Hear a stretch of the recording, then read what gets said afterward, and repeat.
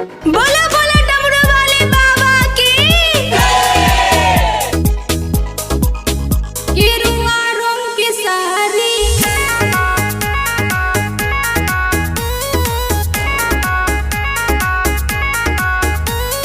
दुख सभे मिट जाई बादल न मान हो, कान्हे पका बर लेके चल बाबा धाम हो।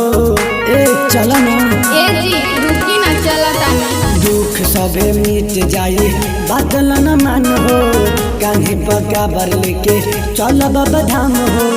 लेट हो जाई तो छूट जाई गाड़ी। ए जाके बाजारे से ले आई गेरुआ रंग के साड़ी, जाए के पूरा तैयारी। ए राजा कोई ले ले बानी, कोई ले ले बानी।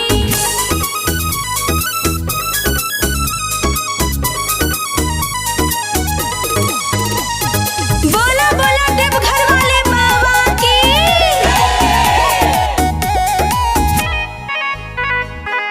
चारों ओरिये से देखा नारा लगता रे, दूर दूर से आके सभे पूजता रे। ए पिया हो मनमा में हमारा तो श्रद्धाया पार बा। खुश रखे भोले बाबा इहे बस गुहार बा, इहे बस गुहार बा। सावन में तू ही तो बनी जा पुजारी। जाके बाजार से ले आई गेरुआ रंग के साड़ी, जाए के पूरा तैयारी। ए राजा कोई ले ले बानी, कोई ले ले बानी।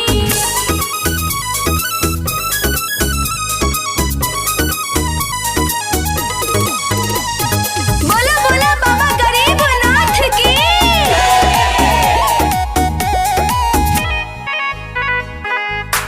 मलाई उनका मना माना भावे, खुश होले वही पे भंगिया चढ़ावे। ई राजा जी सेवा में तनी को ना कमी हो रहे पाए। मुकेश भैया से भंगिया मंगाई, भंगिया मंगाई। विकास विराजन लिखल गबल है बसा जो। जाके बाजार से ले आई गेरुआ रंग के साड़ी,